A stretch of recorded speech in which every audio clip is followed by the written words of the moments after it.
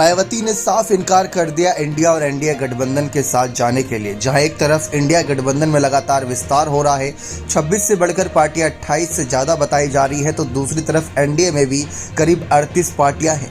लेकिन इन सब के बीच मायावती अकेले मैदान में हैं और क्या चुनावी जंग जीत पाएंगी? अब जंग जीत पाएंगी या नहीं, ये बात की बात है, लेकिन उनसे पहले एक बड़ी चुनौती ये आएगी कि मायावती के पार्टी के नेता कहीं साथ ना छोड़ दे। इस बात का भी ध्यान रखना होगा।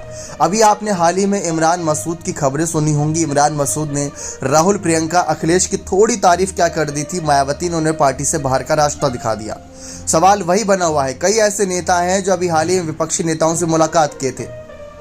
कुंवर की बात कर रहे हैं या फिर यहाँ पर बात कर रहे हैं दानिश की, जिससे अभी मुलाकात हुई थी। साथ ही साथ यहाँ पर तमाम और ऐसे श्याम सिंह की बात कर ले या फिर रितेश की बात कर ले, सब सांसद अभी हाल ही में विपक्षी नेताओं से मुलाकात करते नजर आए थे और पोस्ट भी करी थी आधिकारिक तौर पर। लेकिन इनको शायद इस वजह से नहीं निकाला क्योंकि अभी मौजूदा सांसद हैं। इमरान मसूद को सांसदी का टिकट देने की चर्चा थी, लेकिन अब कहा जा रहा है कि इंडिया दल में शामिल होने के लिए यही सांसद कोशिश करेंगे, क्योंकि सबको पता है कि मायावती जब 2014 में अकेले चुनाव लड़ी थी तो 0 सीट पर थी, और वही जब गठबंधन के साथ आई तो 10 सीटें पहुंच गई थी पार्टी। और अभी हाल ही में हुए विधानसभा चुनाव में भी 403 सीटों में से सिर्फ 1 सीट जीत पाई बसपा।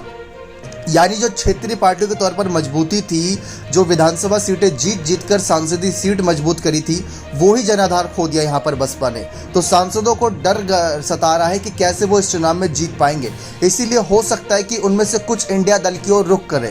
अभी तो कहीं ना कहीं इमरान मसूद के रूप में शुरुआत हुई है, अभी कुछ और नेता भी खुलकर सामने आ सकते हैं। वैसे मायावती के सांसद वफादार कहे जाते हैं, कहा जाता है कि वह मायावती की हर एक बात मानते हैं। अगर मायावती ने अकेले चुनाव लड़ने का फैसला किया है तो उसके पीछे की भी कोई मुख्य वजह होगी। लेकिन हर कोई यही कह रहा है कि मायावती की इसमें रणनीतिक तौर पर अपना खुद का ही फायदा देख रही है कि अकेले चुनाव लड़ेंगी। जो वोट बैंक आएगा, अगर गठबंधन की नौबत आई तो वहां बार्गेनिंग कर सकेंगी, लेकिन शायद वो बड़ी गलती हो सकती है क्योंकि गठबंधन हमेशा ही बीएसपी को फायदा दिया है। लेकिन बात आई है सांसदों की, कहीं सांसद मायावती का साथ छोड़कर इंडिया दल के साथ जाने ना लग जाएं, तो मायावती को अब वो भी ध्यान रखना होगा और उन पर अपनी पकड़ बनाए रखनी होगी, वरना ये जो दल बदल का खेल है वो कभी भी शुरू हो सकता है। क्योंकि सांसद तो अपनी कुर्सी बचाने के लिए कुछ भी करेंगे, चाहे वो बीएसपी में रहकर करें या कांग्रेस में रहकर करें या समाजवादी पार्टी में रहकर करें या बीजेपी में रहकर करें। आपको क्या लगता है कि क्या मायावती के सांसद उनके साथ बने रहेंगे वफादारी के साथ या नहीं? अपने कमेंट सेक्शन में जोड़ दीजिएगा। बहुत बहुत धन्यवाद।